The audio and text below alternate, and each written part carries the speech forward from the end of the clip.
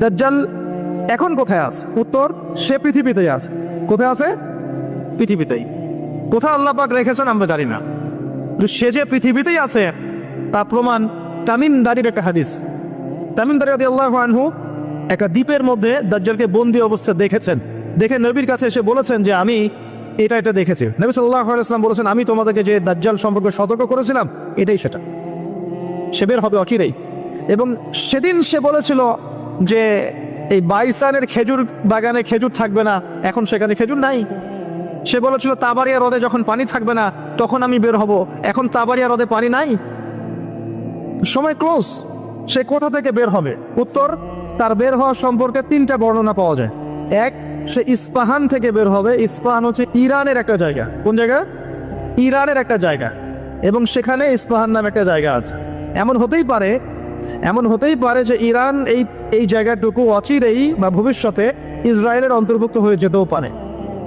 কেন? 1974 সালে Arab Israel যুদ্ধের সময় কি সিরিয়ার ওই যে আপনার গোলান মালভূমি, মিশরের সিনাই উপত্যকা, এগুলো কি ইসরায়েলের অন্তর্ভুক্ত ছিল? পড়াশোনা করেছেন কিছু? এগুলো ইসরায়েলের অন্তর্ভুক্ত ছিল না, এগুলো মিশরের এবং সিরিয়ার ছিল। মাত্র 6 দিনে সে এই আরবদেরকে পরাজিত করে ওই জায়গাগুলো দখল করে ফেলেছে। মাত্র 6 দিনে। কতদিনে?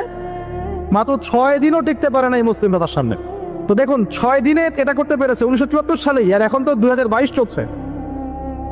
তো ইস্পাহানের ওই জায়গা যে ওর অন্তর্ভুক্ত হয়ে যাবে না, কে গ্যারান্টি দিবে? হতেও পারে। আর আপনারা ইরান ইসরায়েলের সম্পর্ক দাকুরাল দেখেন না? দাকুরাল সম্পর্ক কে জানে?